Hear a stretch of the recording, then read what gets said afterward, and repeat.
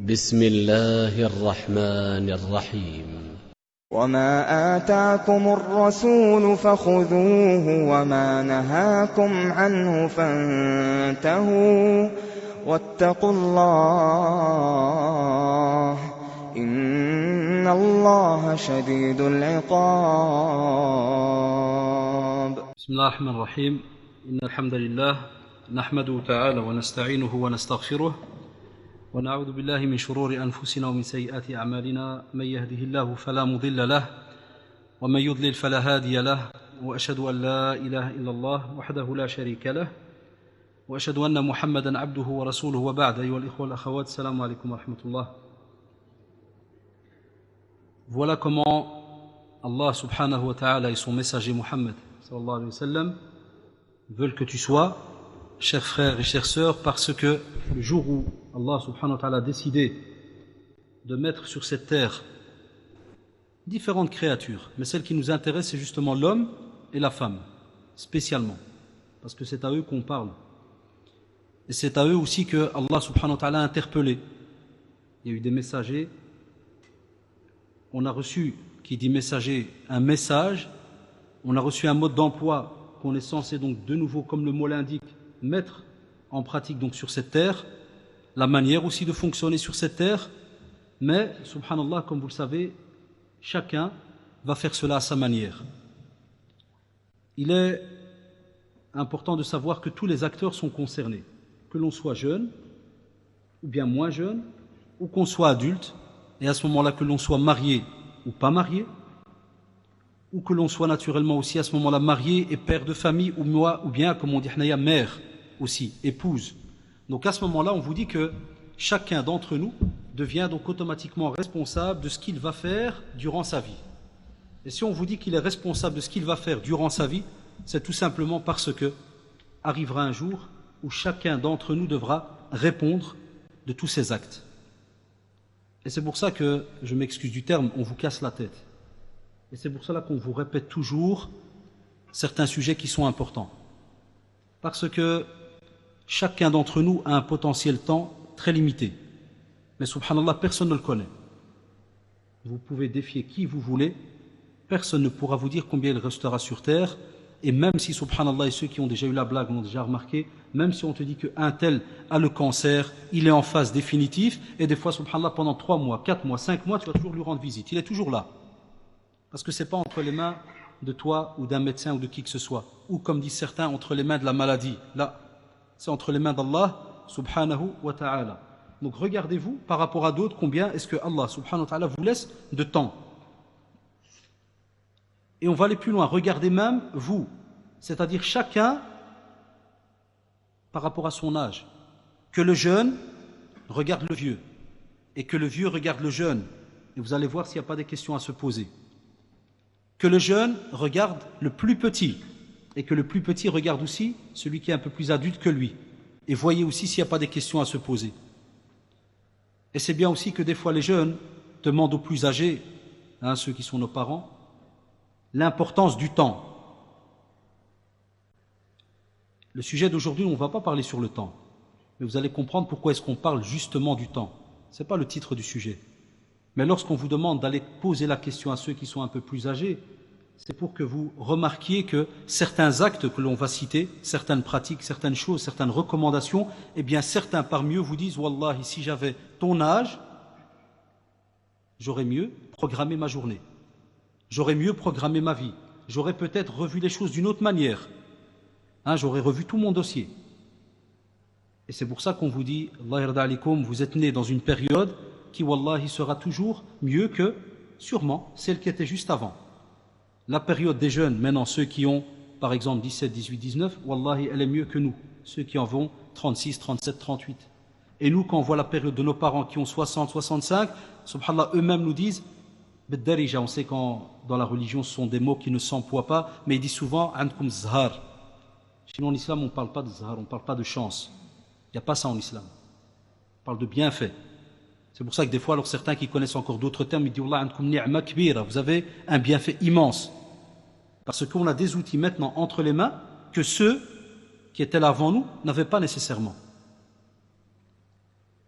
Et on a aussi certains problèmes ou tracasseries que eux avaient et que nous on n'a pas aujourd'hui. Nos parents, par exemple, à un certain âge, ils disaient notre problème le plus important, c'était quoi? C'était de manger. On devait manger, on devait travailler, on devait apporter quelque chose à la maison. Bilal, et comment est-ce que les jeunes aujourd'hui ont ce problème? Et c'est pour ça que vous entendez souvent vos parents vous casser la tête en vous disant, par exemple, va étudier, va à l'école arabe, va étudier le Coran. Ces phrases qui sont devenues aujourd'hui, chez nos jeunes, hein, des phrases très très lourdes. C'est comme si tu l'envoies à la prison, billah. La preuve, vous savez bien, et vous l'avez déjà remarqué autour de vous, quand un père dit à son fils, Van Jama', quelle tête il fait le fils? Comme s'il lui a dit Van Jahannam. La couleur change. Alors qu'il va normalement aller vers où? La parole d'Allah, subhanahu wa ta'ala. Donc ça, il y a une question qu'il faut absolument méditer. Il faut réfléchir par rapport à cela. Pourquoi est-ce qu'on est arrivé à ce niveau-là? Que dès que l'on parle de religion, automatiquement, on a cette crainte. Ou bien, je peux aller plus loin, dès que l'on parle de certains sujets de la religion, certains s'énervent, n'acceptent pas. Alors à cause de quoi, billah alaykoum? Est-ce que c'est à cause de nos envies, nos passions? Est-ce que c'est parce qu'on croit que dans la religion, on peut prendre ce qu'on a envie et délaisser ce qu'on a aussi pas envie de mettre en pratique? Est-ce que, comme on le dit à la plupart de nos jeunes, la religion c'est comme un snack? Tu rentres et tu choisis ce que tu veux. Si tu veux un peu d'oignon, tu mets. Si tu veux pas, tu dis rajoute-moi seulement de la sauce blanche, puis tu prends le sandwich, tu sors. Et pire encore, si jamais tu le prends et tu le goûtes et que tu n'aimes pas, tu le jettes. Abadan. Wallahi abadan. Parce que ça, c'est la parole d'Allah subhanahu wa ta'ala. Tu es obligé de la mettre en pratique. Tu n'as pas le choix. Et c'est pour cela qu'on vous dit que lorsqu'on revient alors, justement à ce message, on voit qu'Allah subhanahu wa ta'ala, en créant l'homme et la femme, a donné des spécificités à l'un qu'il n'a pas donné à l'autre. Il a donné des caractéristiques à l'un qu'il n'a pas donné à l'autre. Et des fois, subhanallah, il a donné des devoirs à l'un et à l'autre. Prenez l'exemple, la prière. Est-ce qu'il a interpellé seulement les femmes ou les hommes? Abadan. Il a interpellé les deux. Prenez le jeûne du mois de Ramadan, prenez la zakat, prenez le pèlerinage. Il a interpellé les deux. Mais, subhanallah, tu trouveras toujours des règles différentes. Et c'est pour cela qu'on parle chez nous de spécificités différentes chez l'un et chez l'autre. Et c'est une fierté. Pas comme certains voudraient des fois faire croire, entre guillemets, que l'islam est contre, des fois c'est des drôles de termes, hein, l'égalité homme-femme. Comme on l'appelle des fois en arabe, le musawat. On vous dit en général, chez nous en islam, on ne parle pas d'égalité à proprement parler. Mais on parle de spécificité, de caractéristiques qu'Allah subhanahu wa ta'ala a données à l'un et à l'autre. C'est pour cela que dans le Coran, combien de fois vous ne trouvez pas certains versets qui vous montrent des différences. Quand vous prenez